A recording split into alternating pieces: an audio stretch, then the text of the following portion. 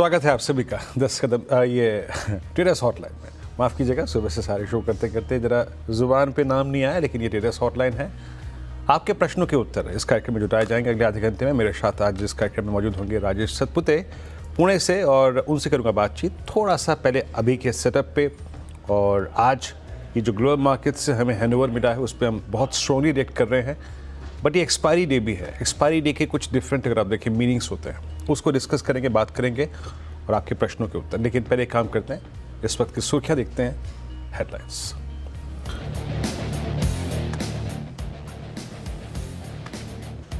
Israel और Iran का बढ़ता तनाव बाजार पे हुआ हावी। निफ्टी 250 अंक गिरकर फिसलकर 25,550 के करीब।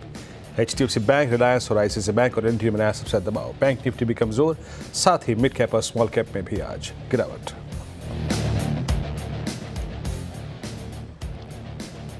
रियल्टी शेयरों में आज सबसे ज्यादा मुनाफा वसूली। निफ्टी रियल्टी इंडेक्स करीब 2% फिसला, साथ ही ऑटो, NBFCs और कैपिटल गुड्स में भी दबाव।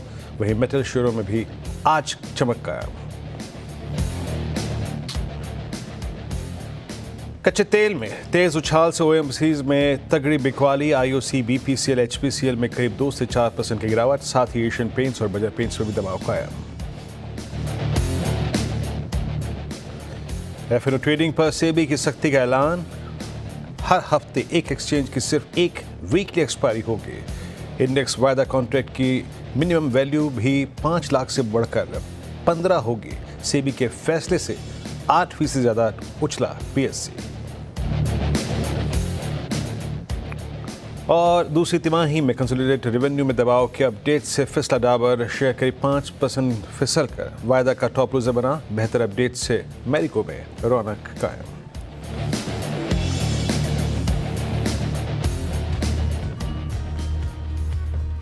स्वागत है आप सभी का ट्रेडर हॉटलाइन में। और देखिए, आज अगर आप लेट जुड़े हैं इस कार्यक्रम में या फिर आप सुबह से पहली बार जुड़े हैं बाजार में, तो हम एक दिन की छुट्टी के, एक दिन के अंतराल के बाद आए। और जो जियोपॉलिटिकल टेंशन्स थे, स्पेशली अगर आप देखें कल जो घटना घटी, उसके बाद क्रूड का एक पुल बैक टुवर्ड्स 74। सेबी का सर्कुलर, सेबी का अगर आप देखें आई थिंक आदेश रिगार्डिंग टाइटिंग डेरिवेटिव नॉर्म्स, सब कुछ, और साथ ही साथ एक FIs का एग्जिट, ये 3 वेरिएबल्स हमको परेशान कर रहे हैं। But it's an expiry day as of now. Nifty जो 25,500 की ट्रेजेक्ट्री को, 25,550 की ट्रेजेक्ट्री को होल्ड कर रहा है अप टिल, और अब तक सुबह से लेकर अब तक यही एक पॉजिटिव फैक्टर जो हमारे हक में है। राजेश जी, गुड मॉर्निंग, कार्यक्रम में स्वागत है। बहुत संक्षेप में आपका व्यू आज के बाजार पे और निफ्टी पे, आपका व्यू इस पर बहुत संक्षेप में। वीरेंद्र जी, देखिए मेरे हिसाब से निफ्टी फिलहाल जो अटका है वो 25,500 के आसपास अटका है। लेकिन लगता है कि थोड़ा सा जियो पॉलिटिकल टेंशन के चलते थोड़ी बहुत प्रॉफिट बुकिंग हो सकती है। मेजर ट्रेंड अभी भी पॉजिटिव है, तो 2 लेवल्स में दूंगा। 25,500, अगर वो टूटता है तो 25,350। देखिए, मेरी नजर जो है वो ज्यादातर स्टॉक स्पेसिफिक रहती है, तो लेट्स बिगिन।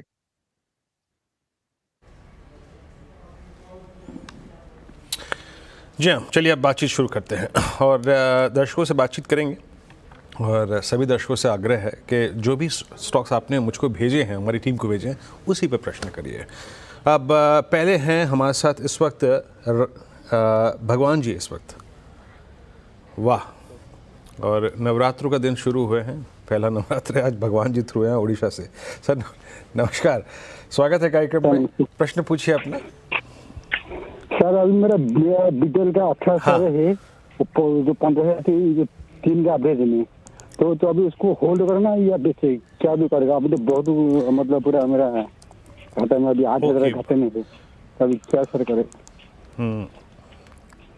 नहीं, देखिए वो ठीक है, आप घाटे में हैं, बट जब स्टॉक लिया कीजिए ना सर, थोड़ा सा उसकी ट्रेजेक्ट्री, उसका चलने के क्रम पर ध्यान दिया कीजिए। आज की तारीख में BSE की साइट है, मनी कंट्रोल है, कहीं भी जाइए चार्ट मिल जाता है, प्राइस मिल जाता है।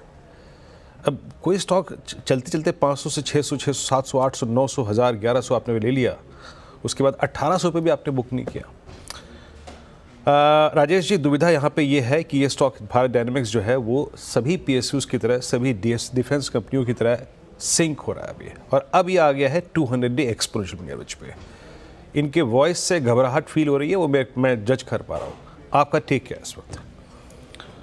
वीरेंद्र जी, आपने बिल्कुल सही कहा। सभी डिफेंस कंपनीज में थोड़ी बहुत प्रॉफिट टेकिंग है, लेकिन I think this is not the level to sell. क्योंकि ऑलरेडी अगर आप रिट्रेसमेंट के हिसाब से देखो तो 1800 से रिट्रेस हुआ करीबन 1100 के आसपास, और अपने 200 एमए के आसपास है। तो आई थिंक फिलहाल तो उन्हें बने रहना चाहिए, क्योंकि प्रोबेबली यहाँ से आप कह सकते कि 2-5% का छोटा मोटा करेक्शन होगा, लेकिन उससे ज्यादा कुछ होगा नहीं। प्रोबेबली यहाँ से एक रिकवरी मैं एक्सपेक्ट कर रहा हूँ वीरेंद्र जी। मेरे हिसाब से रिकवरी का पहला टारगेट होगा 1250। 1250 निकले, फिर मुझे लगता है यहाँ पे फिर से स्ट्रेंथ दिखेंगे दिखेगी। लेकिन फिलहाल तो हम सिर्फ रिलीफ रैली की बात कर रहे हैं, लेकिन काउंटर ऐसे लेवल पे है तो आप यहाँ पे एग्जिट नहीं ले सकते। मेरे हिसाब से आपका स्टॉप लॉस होगा 1050 का, और होल्ड करें। ओके, देखिए भगवान जी, अभी दिक्कत तो है। मेरे ख्याल से 1070 एक बहुत महत्वपूर्ण लेवल है इसके लिए, जहाँ से इसने अपनी जर्नी को, बहुत स्ट्रॉन्ग जर्नी को स्टार्ट किया था। टाइम था करीब मई 2024 का। तो अभी तो जब तक वो प्राइस है बने रहिए, घबराइए मत। 1270 निकलता है, 1250 निकलता है तो इसमें स्ट्रेंथ फिर आएगी। और एक और बात याद रखिएगा, हर प्रकार के स्टॉक्स का, चाहे वो सेक्टर्स के हों, पीएसयूज हों, प्राइवेट हो, लार्ज कैप हो, मिड कैप हो, एक दौर होता है। अभी पीएसयू डिफेंस, पीएसयूज में थोड़ा पेन है, तो इस फेज़ को आपको थोड़ा सा यहाँ पर गुजारना पड़ेगा। अभी होल्ड कीजिए, कुल मिला के राय है।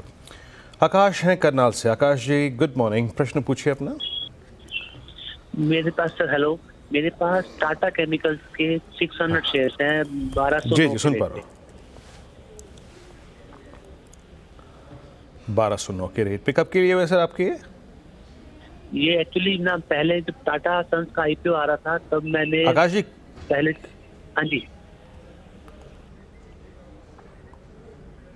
ठीक है, मैं अभी अब मान के चल रहा हूँ टाटा केमिकल्स पे आपकी होल्डिंग है 1122 की, जी सॉरी 1209 की, 1122 पे ट्रेड कर रहा है।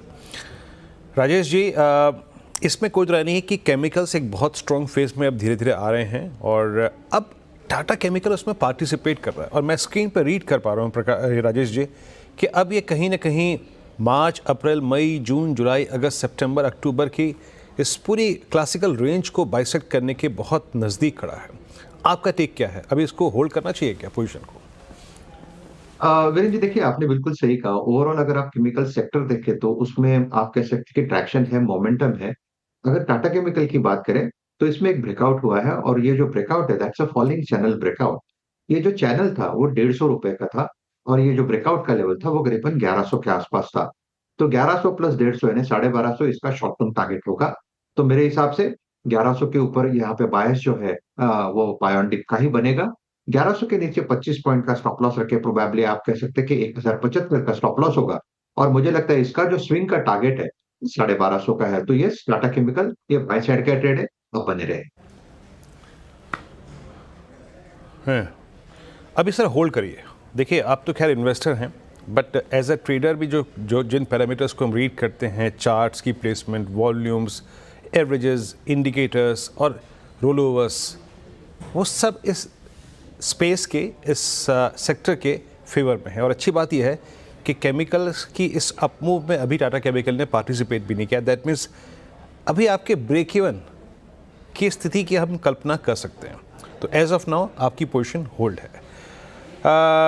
अगला प्रश्न लेते हैं, और ये है दीपक जी कोलकाता से। दीपक जी नमस्कार, प्रश्न पूछिए अपना। यार गुड मॉर्निंग। मेरा पास आईसीआईसीआई बैंक है 900 रुपीज करके।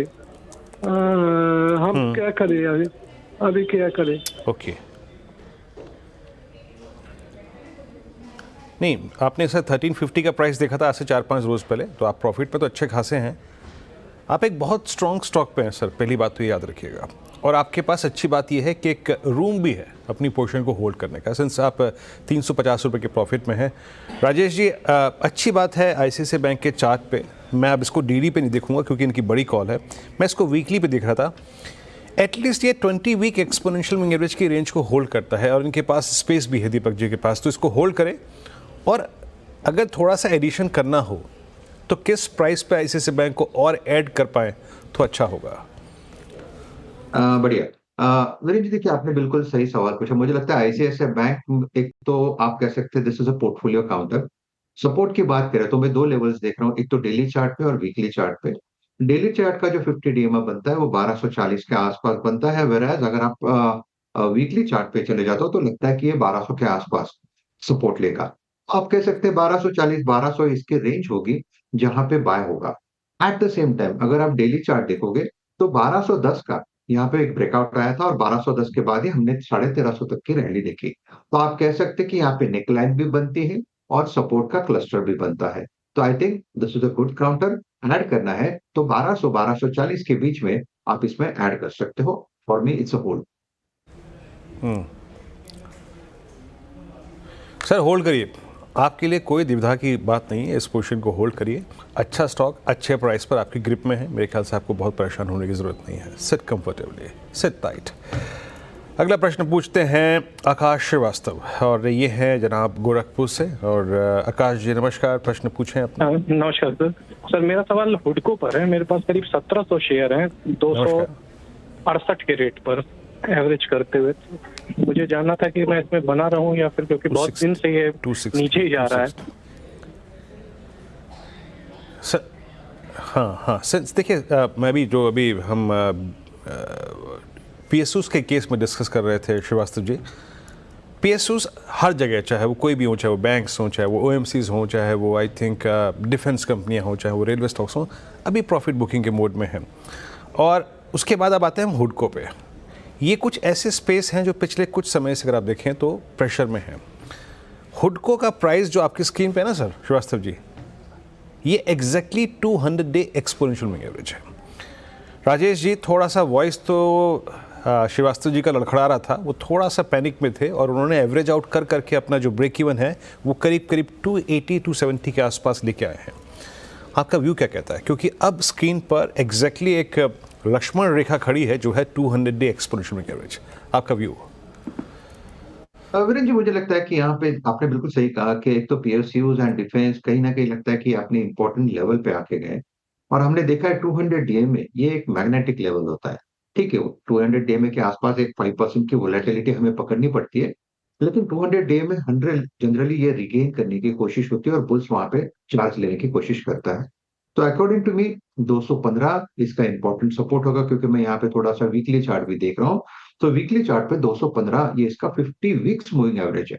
तो आप पकड़ के चलिए ये अपने 200 डीएमए पे और 50 वीक्स मूविंग एवरेज के रेंज में आके बैठा है।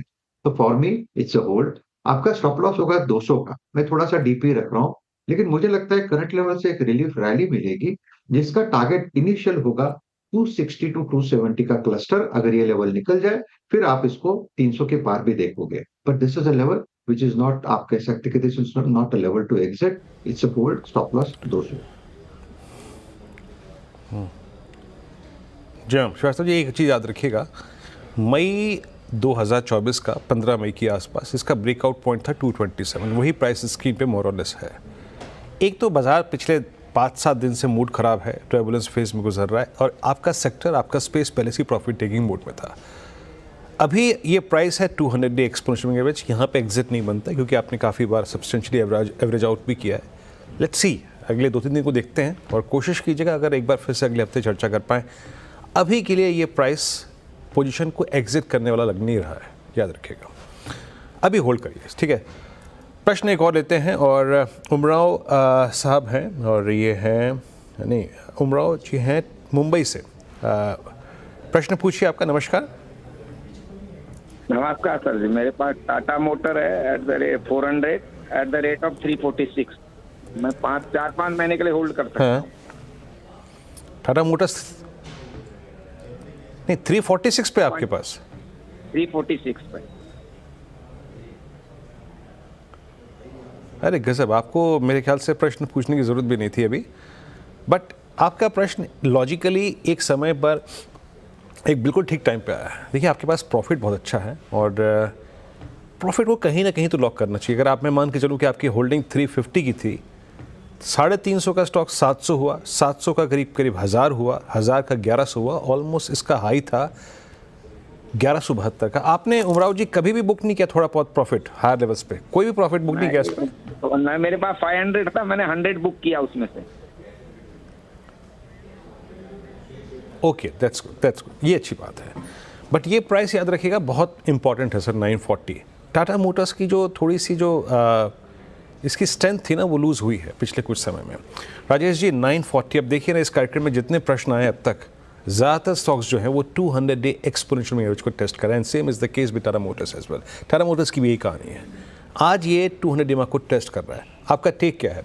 एक प्रॉफिट ये ले चुके हैं, क्या एक दो प्रॉफिट टेकिंग के चंक और लेकर एटलीस्ट अपने आप को ब्रेक इवन पे लाने की कोशिश करें अपनी होल्डिंग को? देखिए वीरेंद्र जी, मुझे लगता है कि यहाँ पे देखिए, first of all Tata motor ये ऐसा काउंटर है जो आपके पोर्टफोलियो वाला काम, और आपने बिल्कुल सही कहा था कि ये कहीं ना कहीं तो आपको प्रॉफिट लेना था जब आपको टू फोल्ड मिल रहा था, जैसे कि 1150 का। लेकिन I think this is a level, जैसे कि 200 डीएम है, फिर से वही होता है कि ये मैग्नेटिक लेवल है और यहाँ से ये काउंटर घूमेगा। मेरे हिसाब से डाउन साइड बहुत लिमिटेड है। इनफैक्ट मुझे लगता है ये 900 940 या क्लस्टर ऐसा होगा जहाँ पे आप कह सकते हैं कि काउंटर सेटल होने की कोशिश करेगा। अगर आपको एग्जिट लेनी है, आप कह सकते हैं कि प्रॉफिट टेकिंग करनी है, तो यहाँ से एक रैली मिलेगी करीबन 1000-1020 तक। तो 1000-1020 के आसपास अब फिर से चाहे तो एक 100 शेयर और बुक कर सकते हैं, और बाकी जो है उसे रन कर सकते हो, क्योंकि जो रन करोगे वो तो आपका सिर्फ प्रॉफिट ही होगा, उसकी मुद्दत तो निकल आएगी। तो for me it's a hold. हाँ, अच्छा राजेश जी, अगर 920 930 कटे तो क्या एक बार 100-150 शेयर पे प्रॉफिट और बुक कर लेंगे? वीरेंद्र जी देखिए, मैं यहाँ पे 50 डे में भी देख रहा हूँ, 50 डे में बनता है 918 पे, और 200 डे में बनता है 935 पे। तो ये फिर से वही हुआ कि ये अपने क्लस्टर में आ गया है 935 से लेके 918। तो मेरे हिसाब से 900 कटेगा तो दिक्कत होगी, जिसके चांसेस बहुत कम है, क्योंकि ऊपरी लेवल से ऑलरेडी अच्छी खासी प्रॉफिट टेकिंग हो गई है। So according to Fibonacci retracement ये अपने 50 वीक्स मूविंग एवरेजेस पे आता है। तो इस लेवल से एक रिकवरी ही मिलनी चाहिए। अब वो कब मिलेगी वो देखना पड़ेगा, थोड़ा बाजार स्टेबल हो जाएगा तो मुझे लगता है यहाँ पे भी आपको एक रिलीफ रैली मिलेगी, और that which is due for long, इसलिए काउंटर ओवर सोल्ड है।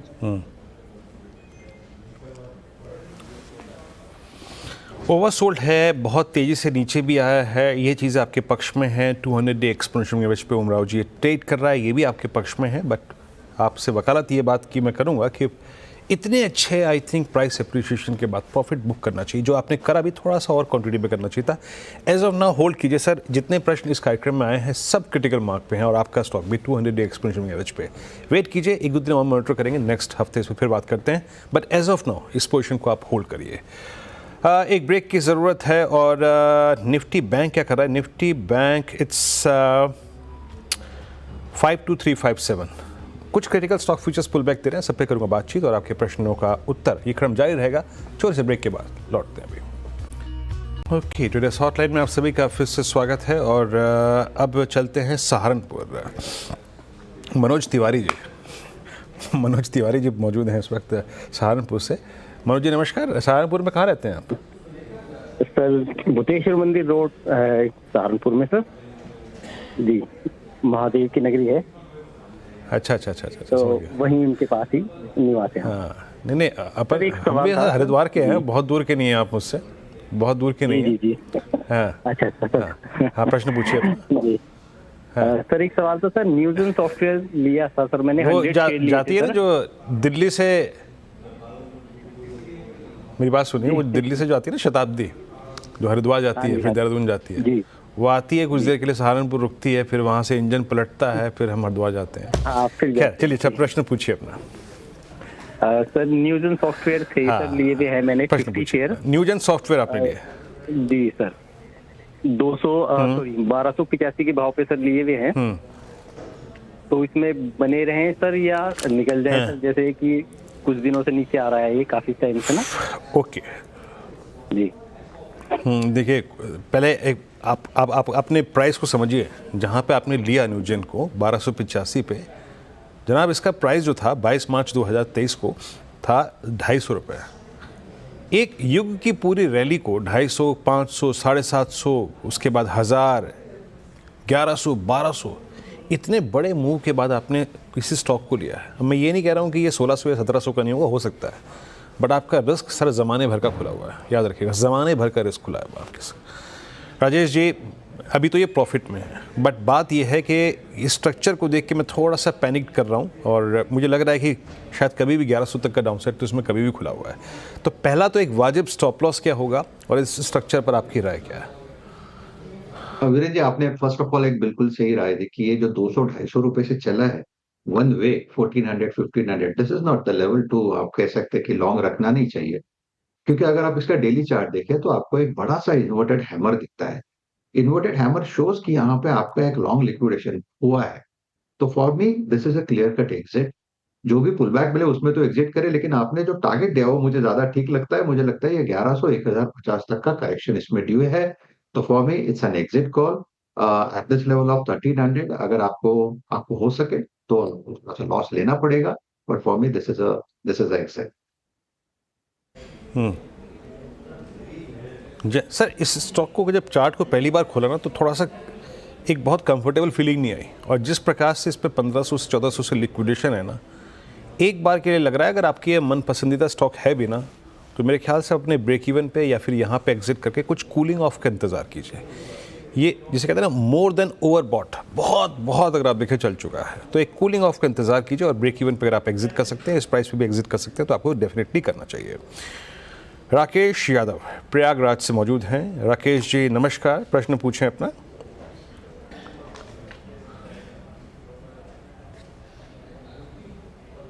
राकेश जी, चलिए राकेश जी की शायद अभी आवाज़ तो नहीं आ रही, उनका प्रश्न मैं ले लेता हूँ। ARFC पे उनका प्रश्न है। राकेश जी सुन, ओके, राकेश जी का प्रश्न लेते हैं। इनका IRFC की बाइंग है at 831 at the rate 171। Rajesh ji, IRFC again same story जो इस कार्यक्रम में हम डिस्कस कर रहे हैं। राजेश जी, ये चला भी बहुत तीव्र गति से था, और आई थिंक इतना तीव्र कि पूछिए मत। अब ये टेस्ट कर रहा है 200 डे एक्सपोनेंशियल मूविंग एवरेज। मेरे ख्याल से राजेश जी शायद यही वो ब्रेकआउट पॉइंट है 10 मई का। अगर ये सरेंडर हुआ तो क्या करें? इनकी पोजीशन ऑलरेडी लॉस में है, मेरे ख्याल से करीब करीब 18 रुपए के। क्या करना चाहिए इनको? वीरेंद्र जी, मुझे लगता है कि फिलहाल तो आप एक फर्स्ट ऑफ ऑल एक स्टॉप लॉस रखे करीबन 149 के आसपास, क्योंकि ये जो 200 डीएमआ है वो करीबन 151 पे बनता है। अगर ये लेवल टूटता है तो जो डाउन साइड खुलेगी वो 110 तक की खुलेगी। तो थोड़ा सा कॉशियस रहे, लेकिन एट द सेम टाइम ये ओवरसोल्ड है, तो स्टॉप लॉस रहेगा 149 का। एक रिलीफ रैली मिलेगी तो 165 तक मिलेगी, जहां पे आप एक बार के लिए सोचना है और probably you can call us back. लेकिन एक रिलीफ रैली के लिए ड्यू है, तो 149 का स्टॉप लॉस होगा। ओके सर, उम्मीद है आपसे राय आपको मिल गई होगी। आपसे बात नहीं हो पाई, आपका प्रोस्पेक्टिव क्या है खुद का, उस पर तो हम शायद विचार नहीं कर पाए, बट अगली बार जुड़िएगा तो ज़रूर विचार विमर्श होगा इस बात पे। निफ्टी आपकी स्क्रीन पे लगभग 25,505 पे, और निफ्टी बैंक ये ट्रेड करता हुआ लगभग 52,237 की ट्रेजेक्टरी में। एक ब्रेक, अगला कार्यक्रम हर्षता के साथ। अगली मुलाकात होगी आपसे 12 बजे फ्यूचर्स एक्सप्रेस में। तब तक के लिए नमस्कार।